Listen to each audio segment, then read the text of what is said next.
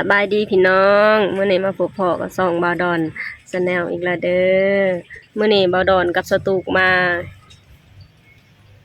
ไอ้ขอกงัวเขาเจ้าเนาะพี่น้องเนาะ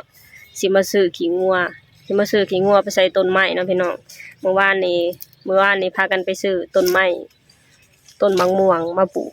พากันไปซื้ออยู่เซโนเนาะพี่น้องเนาะซื้อมาแล้วก็เขาต้องมาซื้อขี้งัวไปใส่ต้นไม้เนาะพี่น้องเดี๋ยวเราจะไปถามเจ้าของกับเจ้าเนาะว่าเพิ่นขายเท่าใดเนาะไปกันเลยมาส่วนขี้งัวพี่น้องมาซื้อขี้งัวนำมันเจ้าของบ้านเนาะพี่น้องเนาะเบิ่งดินเพิ่นน่ะกว้างพี่น้องเอ้ยขี้งัวปันทางนั้นก็ยังกวดอยู่ขี้งัวเพิ่นก็หลายอยู่แต่เขาเจ้าบ่ตักบ่ให้ลูกน้องตัก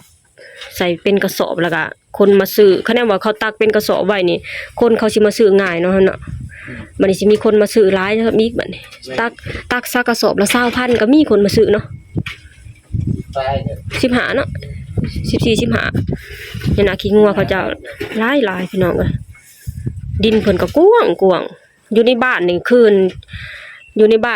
ไอ้เพิ่นเนี่ยเป็นคนรวยกหมู่เลยเนาะพี่น้องดินอยู่ไสก็เพิ่นกวดซื้อมาไว้เบิดซื้อมาแล้วก็เพิ่นก็สิอ้อมหัวเอาไว้เพิ่นก็สิเอางัวมาเลี้ยงเนาะพี่น้องนี่น่ะสตูกับบดอน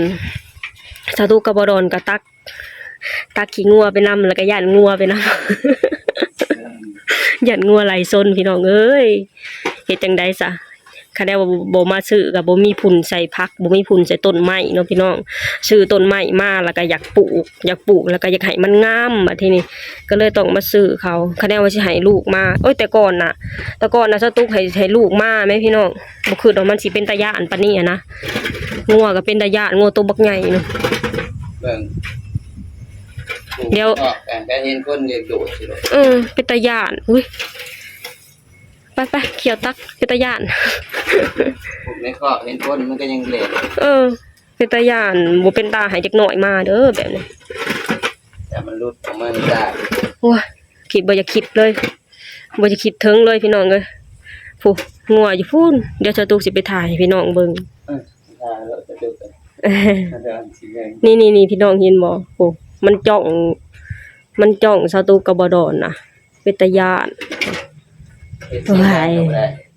เฮ้ยปิตยานกับบ่อยากคิดสภาพเลยพี่น้องเอ้ยคันมาแล่นมาเนี่ยไปเขียวตักขี้งัวดีกว่า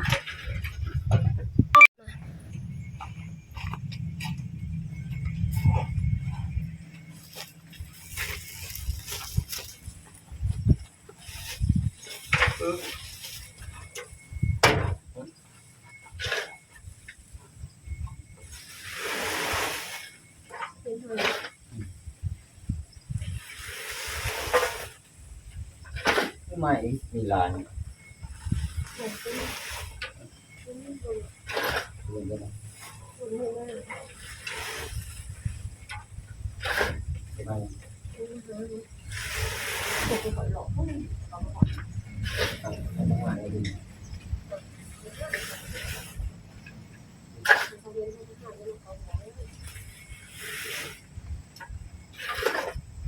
กินจะบลานแล้วมันตายกินแล้วจะคอยขอให้ไปเห็นคนโดนคอยไม่ไล่มีคนจะตายจักอะไรจะปมงัวจักอะไรจะได้กินอย่างงัวกับย่านพี่น้องเลยนี่ใครพี่น้องเบิ่งวิธีชีวิตให้เบิ่งงัวกับแต่จะได้งัวกับร้อนกดอยู่ตลอดมันเนมมันจ่องสตูกับบดอนตลอดเวลาคือมันกินเลือดกินเนื้อนี่เวลาเขาอันนั้นมันผสมเขาก็สิหายเดี๋ยวเราว่าคือพระที่มันตายเนี่ย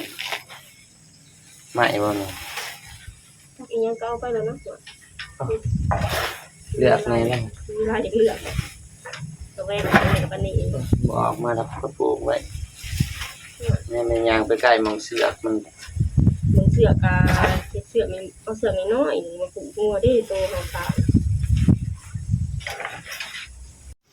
แล้วพี่น้องจะกระสอบ แปด 8กระสอบ กระสอบละ15,000ตกเป็นเงินอยู่120,000เนาะพี่น้อง ใช้เสียงดูดีละ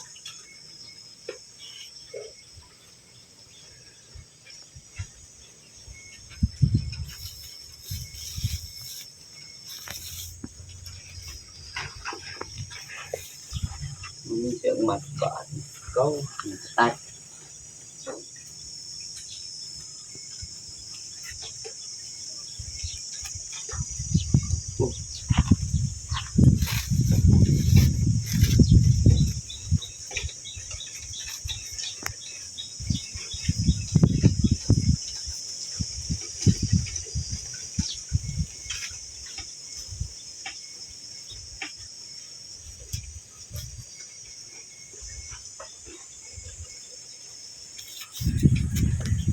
มึงก้นออกมาอีกเพิ่นแดดยัง เนี่ยเรื่องเกี่ยว มาเอาขี้งัวก็ลืมเอาเสือกมา งามดึงเหมือนตัวจะขาดงามมัดขาด แล้วตักแล้วพี่น้องขนออกมาเนี่ย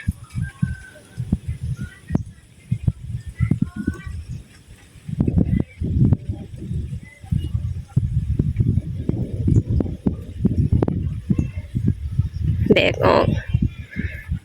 มาใส่แบกออกมาทางนี้เนาะพี่น้องเนาะเนี่ยแบกออกมาทางดินเขาเจ้าเนี่ยนี่มาทางนี้ คือบ้านคอยมาถึงแล้ว อยู่ทางฝั่งหัวฝั่งนั่นคือบ้านของเจ้าของขี้งัวนะพี่น้องเนาะแต่สตุกบุกะเข้าไปทางน่ะมันมีงัวพันธุ์นะพี่น้องอย่างในหนึ่งมันก็ตื่นยันงัวยันเสือกมันขาดเลยยันมันมาซนเนาะพี่น้องเลยมาทางนี้เนาะ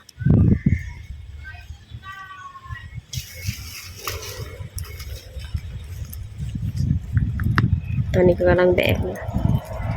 อีก2กระสอบ3กระสอบ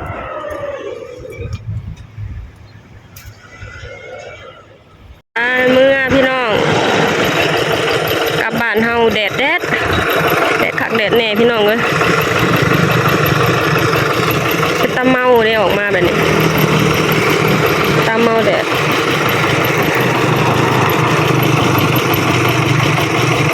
รถมา